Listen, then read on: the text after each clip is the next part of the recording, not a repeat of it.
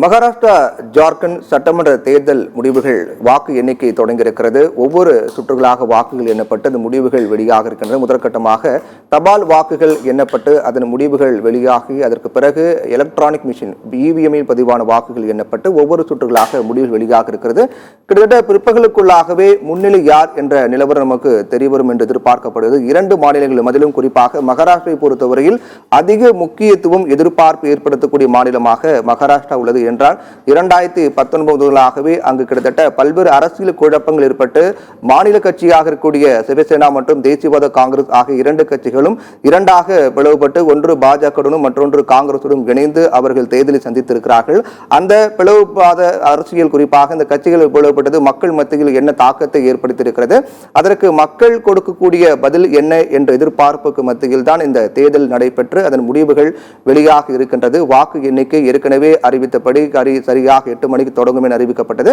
வாக்கு எண்ணிக்கை பணியானது தொடங்கி இருக்கிறது. முதலில் தபால் வாக்குகள் எண்ணப்படும். அந்த தபால் வாக்கில் யார் முன்னிலை என்ற நிலவரம் நமக்கு தெரிய வரும். அதற்கு பிறகாக இவிஎம்மில் பதிவான வாக்குகள் ஸ்ட்ராங் ரூமில் வைக்கப்பட்டிருக்கூடிய அந்த இயந்திரத்தில் பதிவான வாக்குகள் எண்ணப்பட்டு ஒவ்வொரு சுற்றுகளாக முடிவுகள் தெரிய வரும். பிற்பகலுக்குள்ளாகவே இரண்டு மாநிலங்கள் குறிப்பாக மகாராஷ்டிரா, ஜார்க்கண்ட் அதே போன்று இந்தியா முழுக்க இருக்கக்கூடிய பல மாநிலங்கள் நடைபெற்ற 48 தொகுதிகளுக்கான இடைத்தேர்தல், சட்டமன்ற தொகுதி இடைத்தேர்தல், அதே போன்று வயநாடு உள்ளிட்ட 2 நாடாளுமன்ற தொகுதிக்கான இடைத்தேர்தல் என அனைத்து தேர்தலும் பதிவான வாக்குகளும் எண்ணப்பட்டு இதில் யார் ஆதிக்கம் செலுத்தப் போகிறார்கள், யார் வெற்றி பெறப் போகிறார்கள் என்ற நிலவரம் பிற்பகலுக்குள்ளாகவே நமக்கு தெரியவரும் என்று எதிர்பார்க்கப்படுகிறது. ஒருவேளை மகாராஷ்டிராவில் சில கருத்து கணிப்புகள் படி இழுபறி ஏற்பட்டால் அந்த இழுபறி யாருக்கு சாதகமாக அமையும், அந்த இழுபறியுடைய முடிவு என்னவாக இருக்கும் என்ற எதிர்பார்ப்பையும் அங்கு பெரிய அளவில் ஏற்படுத்தியிருக்கிறது.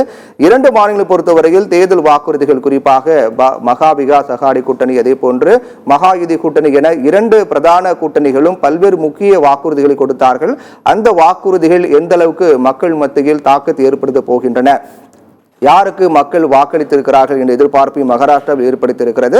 அதற்கு பிறகாக ஜார்க்கண்டை பொறுத்தவரையில் அங்கு முதலமைச்சராக இருக்கக்கூடிய ஹேமந்த் சோரன் சுரங்க முறைகேடு வழக்கில் கைதாகி சிறை சென்றார். அதற்கு பிறகு அவர் விடுதலையாகி ஜாமீன் பெற்று வெளியே வந்தார். அதற்கு பிறகு சந்திக்கக்கூடிய தேர்தலாக இருக்கின்றது. அதே போன்று கடந்த நாடாளுமன்ற தேர்தலை பொறுத்தவரையிலும் மகாராஷ்டிரா மற்றும் ஜார்க்கண்ட் என இரண்டு நாடாளுமன்ற தேர்தலை பொறுத்தவரையிலும் அங்கு காங்கிரசுக்கு சற்று பின்னடைவாக தான் பார்க்கப்பட்டது. அதற்கு பல்வேறு காரணங்கள் சொல்லப்பட்டன. குறிப்பாக ஜார்க்கண்டை பொறுத்தவரையில் மகாராஷ்டிராவில் காங்கிரஸ் உடைய பின்னடைவுக்கு இரண்டு கட்சிகளாக பிளவுபட்டது, கட்சிகள் பிளவுபடுத்தியது. அதே போன்று அங்கு இருக்கக்கூடிய அரசியல் சூழல் பாஜகவை மக்கள் ஏற்றுக்கொள்ளவில்லை என்றெல்லாம் பேசப்பட்டது.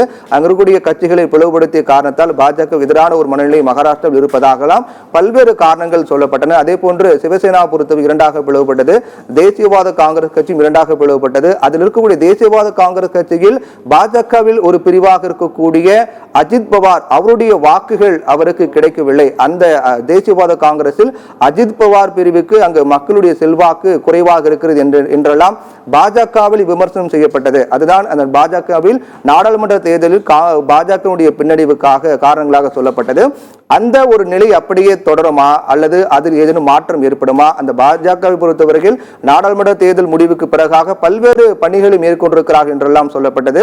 தற்போது இந்த சட்டமன்ற தேர்தலில் பாஜகவுக்கு ஒரு சாதகமான நிலை ஏற்படுவதற்காக மகா யுதி கூட்டணிக்கு ஒரு ஆதரவான நிலை ஏற்படுவதற்காக பல்வேறு களப்பணிகள் மேற்கொண்டார்கள் என்றெல்லாம் சொல்லப்பட்டது.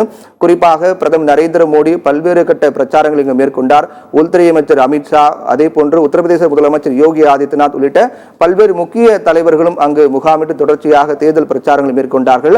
அவருடைய பிரச்சாரத்திற்கு மக்கள் என்ன பதில் கொடுத்திருக்கிறார்கள், எந்த அளவுக்கு தாக்கம் ஏற்பட்டிருக்கிறது என்ற எதிர்பார்ப்பையும் மகாராஷ்டிரா தேர்தல் முடிவுகள் நமக்கு காட்ட இருக்கின்றன. அதே போன்று இன்னொரு மாநிலமாக இருக்கக்கூடிய ஜார்க்கண்டை பொறுத்தவரையில் கடந்த 2000 ஆண்டு தான் ஜார்க்கண்ட் என்ற தனி மாநிலமாக பிரிகின்றது. அதுவும் மிகுந்த முக்கியத்துவம் பெறக்கூடிய மாநிலமாக ஒன்றாக இருக்கின்றது. குறிப்பாக கடந்த கால ஜார்க்கண்டை பொறுத்தவரையில் அங்கு முதலமைச்சராக கூடிய ஹேமந்த் சோரன் சுரங்க முறைகேடு வழக்கில் சிறையில் அடைக்கப்பட்டார். அந்த ஒரு நிகழ்வு என்பது பாஜகவுடைய சதி என்றும் பல்வேறு பாஜக ஆளாத மாநில முதலமைச்சர்கள் மீது பாஜக பல்வேறு வகையிலும் வழக்கு தொடுத்து அவர்கள் சிறையில் அடைக்கக்கூடிய பணி மேற்கொள்வதாகவும் காங்கிரஸ் உள்ளிட்ட பல்வேறு கட்சிகள் குற்றம் சாட்டினார்கள். அதனுடைய வெளிப்பாடாக அந்த நிகழ்வுக்கு பிறகு நடைபெற்ற நாடாளுமன்ற தேர்தலில் அங்கு ஜார்க்கண்டை பொறுத்தவரையில் பாஜக வெற்றி பெற முடியாத நிலைதான் காணப்பட்டது.